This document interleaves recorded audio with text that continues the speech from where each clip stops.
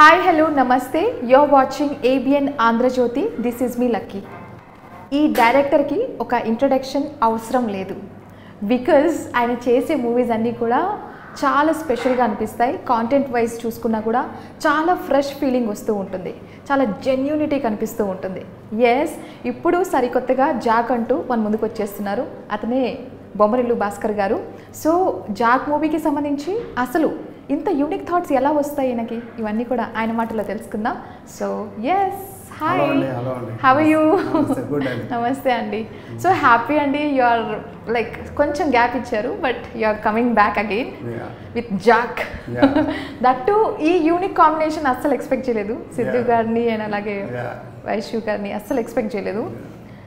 First let start with the movie because ఈ combination అసలు మీకు ఎలా అనిపించింది స్క్రీన్ మీద వర్కౌట్ అవుతుంది అని? బికాజ్ ట్రైలర్లో వి లవ్డ్ ఇట్. ఇండివిజువల్గా చూస్తే ఇద్దరు great actors.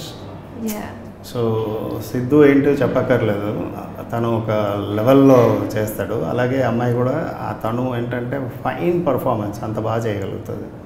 So two great actors అలా దొరికేటప్పుడు ఏంటంటే ఒక కథకి అది చాలా పెద్ద బలం. సో మనం ఏంటంటే ఈజీగా సీన్స్ని అలా లిఫ్ట్ చేసేస్తారు. మనం అనుకున్న దానికన్నా సీన్ మోర్ ఎనర్జెటిక్గా మనం అనుకున్నట్టు అట్లా లిఫ్ట్ అవుతుంది. సో లక్కీగా ఏంటంటే కరెక్ట్ యాక్టర్స్, కరెక్ట్ కాంబినేషన్స్, వాళ్ళతో పాటు ప్రకాష్ రాజ్ గారు, నరేష్ గారు, బ్రహ్మాజీ గారు, ఇలా అందరూ ఒక యాడాన్స్ అలా వచ్చేటప్పటికి ఏంటంటే ఆ సినిమా అలా లిఫ్ట్ అవ్వడం చూసేటప్పుడు చాలా హ్యాపీగా అనిపిస్తుంది. సినిమా లిఫ్ట్ అవ్వడం మనకు అంటే మనం అనుకున్న దానికంటే ఇంకా బెటర్ కనిపించడం ఒక ఎత్తు అయితే, ఈ పేర్ అనేది ఒక కెమిస్ట్రీ వర్కౌట్ అవడం అనేది వెరీ ఇంపార్టెంట్. బికాజ్ ఈ chemistry can make us mesmerise to see them on screen more. So ఆ point, that is very point. మరి దాని మీద మీరు ఏమన్నా ఎట్లా ఒక టూ క్యారెక్టరైజేషన్స్, ఆ రెండు క్యారెక్టరైజేషన్స్ కరెక్ట్గా కూర్చుంది. ఓకే. సో వైష్ణవి చాలా ఫ్రెష్గా కనిపిస్తుంది ఇందులో తను ప్రీవియస్ ఫిలిమ్స్లో నుంచి. అలాగే సిద్ధు కూడా ఏంటంటే ఆ తెలుగు ఫ్లేవర్ల నుంచి టోటల్గా ఒక ట్రాన్స్ఫర్మేషన్ కదా, హెయిర్ కట్ చేసే అది. ఈ రెండు క్యారెక్టరైజేషన్స్ వాళ్ళిద్దరి మధ్యలో ఉన్న సీన్స్లో ఆ కెమిస్ట్రీ కరెక్ట్గా సెట్ అయింది. వండర్ఫుల్. అండ్ డైలాగ్స్ కూడా చాలా క్యూట్గా, తన ఎక్స్ప్రెషన్స్ అంటే తనని కరెక్ట్గా ఎట్లా ప్రజెంట్ చేస్తే మేమందరం అలా పడుంటామో అలా చూపించారేమో అనిపించింది మాకు. రియలీ మా జాబ్ అది, రాయాలి కరెక్ట్గా, ఆ కెమిస్ట్రీ క్రియేట్ చేయాలి. సో ఎందుకంత గ్యాప్ తీసుకున్నారు అడగొచ్చా? కొంచెం గ్యాప్ వచ్చినట్టుందిగా. అదే నేను ఎప్పుడు అలా ఫీల్ అవ్వట్లేదు. మేబీ అలా ఏంటంటే రైటింగ్ ప్రాసెస్ అండి, అది ఒక ప్రాపర్ మూడ్ రావాలి, రాయాలి, అదొక టైం అంతే దానికి. బట్ స్టిల్ వీఆర్ లైక్ ఇంకా ఎన్నిసార్లు చూసినా ఆ సినిమా చూడాలనిపిస్తుంది. అదే బొమ్మరిల్లు. ఎందుకో కదా అది నాకు వచ్చేసింది. అక్కడి నుంచి ఊత పదంలాగా వాడతాను. అంటే ఎవ్రీ టైం ఫ్యామిలీ మెంబర్స్, చిన్నపిల్లలు, ఏజ్ డిఫరెన్స్ లేకుండా వాచ్ చేస్తూనే ఉంటారు. That story makes us like every time new. అసలు అంత మంచి ఆణిముత్యం ఎట్లా రాసిరు మీరు? అసలు అది ఎట్లా వచ్చింది మీ మైండ్లోకి, అది తెలుసుకోవాలని. అంటే ఎలా చెప్పాలంటే ఎక్కడో నా కథల్లో ఏదో ఒక పార్ట్లో నా లైఫ్ ఉంటుంది. సో అలా ఆ మొమెంట్లో అవన్నీ జరిగాయి కాబట్టి కొన్ని చుట్టూ అవన్నీ నా లైఫ్ అంటే నాకే జరగాలని లేదు. నా లైఫ్, నా సర్కిల్, నా ఫ్రెండ్స్, నాకు ఒక వరల్డ్ ఉంటుంది కదా, చిన్న వరల్డ్. అందులో మనం చూసేవే కదా మనం ఇన్స్పైర్ అవుతాం. ఆర్ఎల్స్ అందులో ఏదో ఒక ఇష్యూ ఉంటే దాన్ని అడ్రస్ చేస్తాం, దాని గురించి ఆలోచిస్తాం. సో అట్లా వచ్చిన కథే అది. అలాగే జాక్ కూడా ఇప్పుడు కూడా ఏంటంటే నా గురించి నాకు ఒక ఫీలింగ్, అరే జాక్ నాలో ఒకడు ఉండేవాడు కదా, ఆ జాక్ ఏంటి అన్న ఒక క్వశ్చన్ మార్క్, ఒక కోపం వస్తుంది. అరే అది ఇలా ఉండాలి కదా అన్న ఒక ఇది వస్తుంది. సో అందులో నుంచే రాయడం మొదలవుతుంది. సో అలా అందరిలో ఒక జాక్ ఉన్నాడన్నది నా ఫీలింగ్. మీలో కూడా ఉంటాడు, రేపు థియేటర్కి రాబోయే వాళ్ళందరిలో కూడా ఒక జాక్ ఉంటాడు. ఆ జాక్ గురించిన కథ. సో ఇదేంటంటే మన అందరి గురించిన కథ. సో ఫుల్ ఎంటర్టైన్మెంట్ ప్యాకేజ్ అవన్నీ ఉన్నా కూడా ఆ పాయింట్ వైజ్ ఏంటంటే మన అందరి గురించిన ఒక ట్యాగ్ కూడా ఇచ్చారు, జాక్ కొంచెం క్రాక్ అని. సో క్రాక్ అంటే కొంచెం ప్రెడిక్టబుల్ అనిపించింది ట్రైలర్ ఎందుకో. But no because you always do some magic మీ మ్యాజిక్ అంటూ ఒకటి ఉంటుంది. ప్రెడిక్టబిలిటీ ఉండదు. అది ఎలా అంటే ఆ థీమ్ ఏదైతే తీసుకున్నామో అది ఫ్రెష్గా ఉంటుంది. సో దానివల్ల ఒక ఫ్రెష్ ఫిల్మ్ ఉంటుంది, నో డౌట్. యా, అంటే ఏంటంటే ఆ కాంటెంట్ లైట్గా ఎక్కడైనా టచ్ చేస్తారా? అంటే ఏంటది, దేని మీద ఉంటుంది ఆ కాన్సెప్ట్? ఇది వచ్చి ఒక రాయి కథ, ఒక stone story. Okay. Stone versus statues అన్నదే ఆ కథ థీమ్. ఒక రాయికి శిల్పాలకు మధ్యలో జరిగే ఒక గొడవలే కథ. సో అందులో ఎవరితో ఎలా కనెక్ట్ అవుతాం మన ఆడియన్స్ అన్నది తెలుసుకుంటాం. వండర్ఫుల్. అంటే మీరు ఒక పాయింట్ చెప్పారు, మన అందరిలో ఒక జాక్ ఉంటాడని. అవును. బట్ అది సందర్భం బట్టి బయటకు వస్తాడు. అది మీరు సినిమా చూడండి, చూసాక ఏ పాయింట్ ఆ జాక్ ఏది మీన్ చేస్తుంది అన్నది చూసి చేయండి. ఎందుకంటే మీలో ఉన్న ఆ జాక్ ఏంటో తెలుసుకోవాలి. అది సినిమా చూస్తే తెలిసిపోద్ది. అంతే కదా. సీరియస్లీ అంతే కదా. అందరిలో ఉంటుంది, అందరిలో ఆ క్వాలిటీ ఉంటుంది. ట్రూ. ఆ క్వాలిటీకి ఉన్న ఇంపార్టెన్స్, దాంట్లో ఉన్న ఇష్యూస్ దాని గురించి అంటే అది మన లైఫ్ చాలా ఇంపార్టెంట్ అది. సో అందువల్ల ఏంటంటే ఆ సినిమా చూసేటప్పుడు ఏంటంటే ఫుల్ ఎంటర్టైన్మెంట్గా ఉన్నా కూడా నేను చాలా సటిల్గా చెప్పాను అది లోపల. అది తీసుకునే వాళ్ళు తీసుకుంటారు. అది వండర్ఫుల్. అండ్ ఒక సాంగ్, కిస్ సాంగ్, చాలా రొమాంటిక్గా అనిపించింది. మీరే కంపోజ్ చేస్తారని విన్నాం. ఏంటి అసలు దీని వెనక స్టోరీ? దాని వెనక స్టోరీ ఏం లేదు. అంటే ఒక సాంగ్ చేయాలి, కొంచెం తక్కువ టైం ఉంటుంది. అప్పుడు కొంచెం వేరే ఏదో ట్రై చేస్తూ ఉన్నాం, అప్పుడు అవ్వలేదు. నేను జనరల్గా ఏంటంటే నాకు మ్యూజిక్ కొంచెం ఇష్టం. సో అందువల్ల ఏంటంటే నాకు తెలిసిన కొంతమంది మ్యూజిషియన్స్ అండ్ లిరిసిస్టులతో అప్పుడప్పుడు జామ్ చేస్తూ ఉంటాం, టైంపాస్. అది అలా చేస్తూ చాలా ట్యూన్స్ చేసి అలా ఒక లిరిక్స్ రాసి అలా పక్కన పెడుతూ ఉంటాను అనమాట. అప్పుడు ఏదో సిచ్యువేషన్లో ఇలా ఒక సాంగ్ కావాలి, నువ్వు ఎమర్జెన్సీ అన్నప్పుడు సరే ఓకే అని చెప్పి అది రాసి పెట్టింది తీసి అలా చేసాం. అంటే మిమ్మల్ని ఏదడిగినా చాలా క్యాజువల్గా అంటే అలా వచ్చేసింది, ఇలా వచ్చేసింది అని చెప్తున్నారు. బట్ మీకు ఇలా వచ్చినట్టు ఏమో ఇక్కడ చాలా సూపర్ డూపర్ బ్లాక్ బస్టర్ అవుతున్నాయి. సో అంటే మీరు కథ విషయంలో ఎక్కువగా హ్యూమన్ రిలేషన్స్, ఎమోషన్స్ని వీటి మీద బాగా గ్రిప్పింగ్ పాయింట్స్ చూపిస్తూ ఉంటారు ఇన్ న్యూ వే. సో ఎందుకు అలాగా? అంటే మీది అంటే ఆ జోనరే ఉంటుంది, but that is also very important.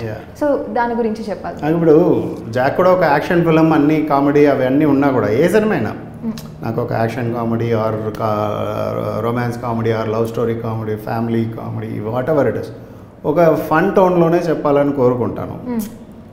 So ఇది ఒక లేయర్లో ఉన్నా కూడా నాకు బేసిక్లీ ఏంటంటే హ్యూమన్స్ ఎలా ఫంక్షన్ అవుతున్నారు, ఎట్లా ఆలోచిస్తున్నారు, ఇప్పుడు నేను ఎందుకు ఇలా ఉంటున్నాను, నేను ఎట్లా ఆలోచిస్తున్నాను, ఆర్ ఎల్స్ నా ఫ్రెండ్స్, నా ఫ్యామిలీ ఆర్ ఎందుకు ఒకరు ఇలా ఆలోచిస్తున్నారు వాళ్ళ థాట్స్ ఎక్కడి నుంచి పుడుతున్నాయి, అది యాక్షన్స్కి ఎలా కన్వర్ట్ అవుతున్నాయి, దాంట్లో నుంచి వాళ్ళు తప్పుల్ని ఎలా తెలుసుకుంటాం. ఇప్పుడు పర్ఫెక్ట్గా బుక్ రాసి పెట్టుకుని పర్ఫెక్ట్గా లైఫ్ లీడ్ చేయలేం.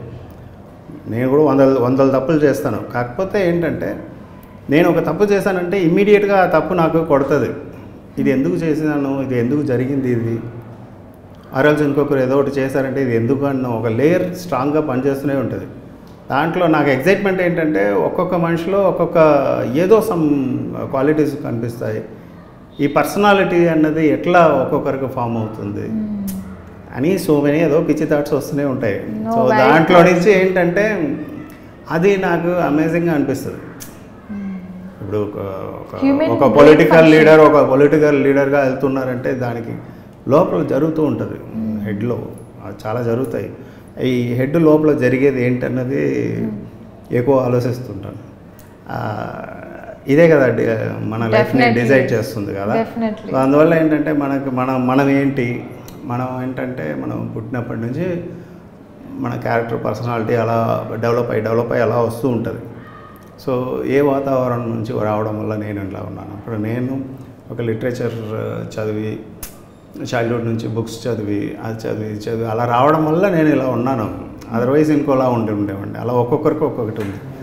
ఇది చూడడం, ఇది ఆలోచించడం, ఇది గమనించడం అన్నది నాకు ఇష్టం. సో అందువల్ల ఏంటంటే అది అలా ఆలోచిస్తూ ఉంటాను.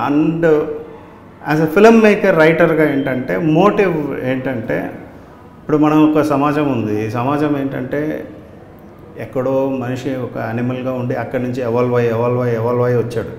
మనం ఏంటంటే ఈ తప్పులు ఒప్పుల్ని, క్యారెక్టర్లని, ఈ ఇష్యూస్ని, చాలా సోషల్ ఇష్యూస్ని, so many things, so many great people ఆలోచించి నెక్స్ట్ లెవెల్కి పుష్ చేస్తారు. సొసైటీ ఇంకొంచెం బెటర్ అవుతుంది, ఇంకొంచెం బెటర్ అవుతుంది. అలా యాజ్ అ స్మాలెస్ట్ పార్ట్గా నాకు సినిమా తీసే ఒక అవకాశం దొరికేటప్పుడు ఈ సొసైటీ ఇంకొంచెం 1 స్టెప్ ఆర్ స్మాల్ ఒక మిల్లీమీటర్ కదలడానికి ఆ సినిమాలో తెలియకుండానే చేయాలి. This is a commercial world cinema film making. So ఒక ప్రొడ్యూసర్కి నేను న్యాయం చేయాలి, ఇంకోటి ఒక యాక్టర్కి న్యాయం చేయాలి, ఇంకోటి ఆడియన్స్కి న్యాయం చేయాలి, ఇవన్నీ ఉంటాయి. దీని మధ్యలో నేను చేయగలిగేది ఏంటంటే చాలా తక్కువ. ఆ చాలా తక్కువలో ఒక్క బెటర్ థింగ్ ఏదైనా చేయగలుగుతామా అన్నది not only for as a film మేకర్గా వచ్చే సాటిస్ఫాక్షన్ కాదు, యాజ్ అ పర్సన్గా కూడా, ఒక యాజ్ అ హ్యూమన్గా మనం ఉంటాం పోతాం ఒకరోజు. కానీ మన ఏదో ఒక రహస్యం వన్ స్మాల్, ఇప్పుడు బొమ్మల గురించి ఒక విషయం ఎవరో ఈరోజు ఆలోచిస్తున్నారు, ఆరెంజ్ గురించి ఆలోచిస్తున్నారు అన్నప్పుడు 1 క్వశ్చన్ రైజ్ చేసాం, అది ఇక్కడ దాకా వచ్చింది అన్నది ఉంటుంది కదా. అట్లా జాక్లో కూడా ఏంటంటే 1 స్మాల్ థింగ్ టచ్ చేయాలన్నది నా ఫీలింగ్. అది ఈ April 10th ఆర్ ఇంకొక 2 వీక్స్తో అయిపోకూడదు అన్నది నా ఫీలింగ్. దాని తర్వాత ఏంటంటే ఇంకా ఓవర్ ద ఇయర్స్ అదేంటంటే వాళ్ళ లైఫ్లో అది ఉండాలి. ఎప్పుడో ఒకరోజు ఎక్కడో ఇలాంటి సిచ్యువేషన్లు వచ్చేటప్పుడు జాక్ గుర్తు వస్తాడు. అప్పుడు ఏంటంటే ఈ హ్యూమన్ ఎమోషన్స్ ఏంటి, మన లైఫ్ ఏంటి, దీని గురించి ఆలోచించడం వల్ల, అందులో నుంచి పాయింట్ తీయడం వల్ల ఇంకొక 10 ఏళ్ళ తర్వాత కూడా దీంట్లో ఉన్న ఒక విషయం వాడికి తగలాలి, దాని గురించి ఆలోచించాలి. ఉన్నప్పుడు ఆలోచిస్తే అతనికి ఇంకో రకమైన సొల్యూషన్ రావచ్చు. బట్ ఇష్యూని అయితే నేను అడ్రస్ చేస్తున్నాను. అట్లా ఒక ఇష్యూ అడ్రస్ చేసి ఒక సినిమా తీశాను. కమర్షియల్ ప్యాటర్న్గా. క్రేజీ అంటే అది April 10th రోజే ఎండ్ అవ్వద్దు, ఐ మీన్ అక్కడే చూసి ఇట్లా వదిలేదు, కంటిన్యూ అవ్వాలి. అది వీకెండ్ కలెక్షన్స్తో అలా ఎండ్ అవ్వదు సినిమా. ఓవర్ ద పీరియడ్ నాకు అది కథ రాసేటప్పుడే నాకు ఒక స్ట్రాంగ్ ఫీలింగ్ ఉంటుందండి. నాకేంటంటే ఒక లాంగ్ పీరియడ్ ఉండాలి జనాలతో ఆ సినిమాని. బాగుంది బాగాలేదని వెళ్ళిపోయి అలా వదిలేకూడదు. అందుకనే వాడు 24/7 మోసుకొని తిరగకర్లా. ఇందులో ఉన్న ఇష్యూ లాగా ఎప్పుడో ఒక 5 ఏళ్ళ తర్వాత ఒక ఇష్యూ వచ్చినా కూడా అరే దీంట్లో అందులో ఒక విషయం మనం విన్నాం కదా అన్నది అలాంటిది ఉంది. కాబట్టి ఆరెంజ్ ఇన్నేళ్ళ తర్వాత కూడా ఆ పాయింట్ తీసుకొని అరే అన్న ఒక చిన్న థాట్ వస్తుంది. అలాగే జాక్ కూడా ఒక లాంగ్ రన్ ఉండాలి, దానికి ఒక వాల్యూ ఉండాలని కోరుకుని రాస్తాం. But at the same time ఏంటంటే అన్నిటికీ మధ్యలో ఇది చేయాలి. సో ఒక కమర్షియల్ ఫిల్మ్ మేకింగ్ ప్యాటర్న్ లోపలే అది బొమ్మరిల నుంచే అంతే. సో ఆ రెస్పాన్సిబిలిటీస్ తీసుకుని ఇది కూడా చెప్పాలన్న ఒక సోషల్ అవేర్నెస్తో పాటు చేస్తాను. అది నా స్టైల్. అది లేకుండా నాకు ఫిల్మ్ మేకింగ్ మీద ఇంట్రెస్ట్ రాదు. ట్రూ. అంటే మోస్ట్ ఎలిజిబుల్ బ్యాచులర్లో కూడా చూసుకున్నాం, రొమాన్స్ మీనింగే మార్చారు మీరు. సీరియస్లీ వెరీ ఇంప్రెసివ్ అనిపించింది. రొమాన్స్ అంటే మనం ఒకటి అనుకొని ఉంటాము, అదే ఫిక్స్ అయిపోయాం. But romance is like being together is also romance. Sowing love అన్నదే రొమాన్స్ అన్నది. ఇప్పుడు ఐ లవ్ యూ అని చెప్పేయడం వర్డ్స్ ఉంటే ఈజీ చెప్పేయడం. సరే నువ్వు లవ్ చేస్తున్నావు చూపి అంటే అదే రొమాన్స్ అంతే. కానీ మనం చెప్పడం నేర్పిస్తాం, చెప్పడం నేర్చుకుంటాం, చూపించడం నేర్చుకోము. సో చూపించడం నేర్చుకుంటే ఆ రిలేషన్షిప్ బెటర్గా ఉంటుంది. అది నా పాయింట్. సో దీంట్లో కూడా ఏదో పెద్ద మ్యాజిక్ చూపించబోతున్నారని అర్థమవుతుంది ఆల్మోస్ట్. బట్ అంటే స్టోరీ ఎప్పుడైతే మనం ఒకటి ఫిక్స్ అవుతాము రాయాలి ఇట్లా అని, మీరు ఏ పారామీటర్స్ చూస్తారు ఎక్కువగా? అంటే మీరు ఇప్పుడు ఒక పాయింట్ చెప్పారు, లైక్ హ్యూమన్ ఎమోషన్స్ ఇవన్నీ ఆబ్వియస్లీ బేస్ చేసుకుంటారు. కానీ ఇక్కడ ఏంటంటే మీతో పాటు ఒక టీమ్, ఒక గ్రూప్ మెంబర్స్ ఉన్నారు, అక్కడ కమర్షియల్ ఎలిమెంట్స్ ఉన్నాయి, ఇంకా ఆడియన్స్ పల్స్ పట్టుకోవాలి. ఇప్పుడు ఆడియన్స్ టేస్ట్ మారుతుంది కొంచెం సినిమా విషయంలో, కథ విషయంలో. సో అవన్నీ దృష్టిలో పెట్టుకొని చేయాలి. So what parameters you check? Parameters ఎలా అంటే ఇప్పుడు ఫస్ట్ ఏంటంటే ఒక కథ రాసేటప్పుడు ఆ కథ నాకేమిస్తుంది అవన్నీ ఒక పక్క ఉన్నా కూడా ఒక ఆడియన్స్ కోసం తీస్తున్నాం. సో తీసేటప్పుడు నేను ఆడియన్స్ ఎక్కడ నచ్చుతాడో, ఎక్కడ నచ్చుతుంది ఈ కథ, ఏ ప్లేస్లో ఎలా ఉండాలి, ఇవన్నీ ట్విస్ట్ టర్న్స్ ఇవన్నీ వేరే, అది టెక్నికల్ థింగ్ కథ రాయడంలో. బేసికలీ ఫస్ట్ పాయింట్ ఎలా ఉంటుందంటే నాకు థియేటర్కి వచ్చే ఆడియన్స్ని నేను కేర్ చేయాలి ఫస్ట్ అన్న ఫీలింగ్ ఎప్పుడూ ఉంటుంది. వాళ్ళు వస్తున్నారు, ఎంటర్టైన్ అవ్వడానికి వస్తారు. సో మెనీ వర్క్స్లో నుంచి వేరియస్ మూడ్స్లో వస్తారు వాళ్ళు వచ్చి ఒక 2 hours వాళ్ళు నాకు టైమ్స్ పాస్ అయితే చాలని కూడా వాళ్ళు అనుకోవచ్చు.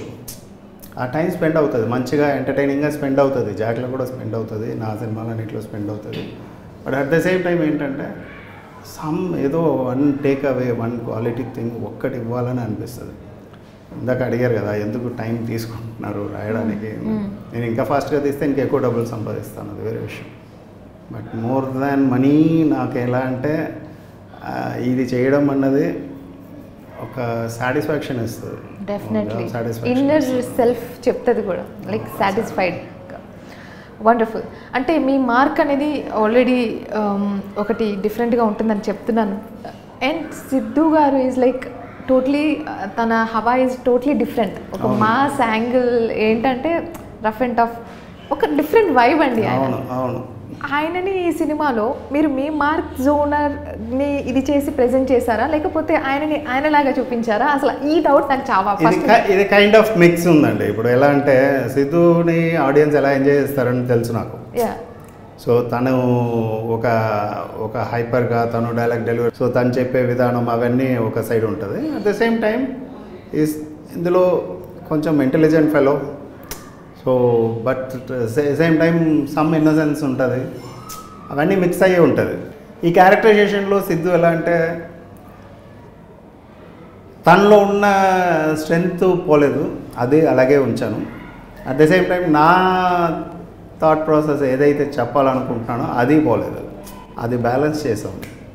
సో వండర్ఫుల్ అండి. అండ్ వైష్ణవి క్యారెక్టర్ గురించి అంటే మాకు కొన్ని గ్లిమ్స్లలో క్యూట్గా అంటే కనిపించాయి, బట్ ఎలా ఉండబోతుంది, ఎంత డెప్త్ ఉండబోతుంది, ఏంటి?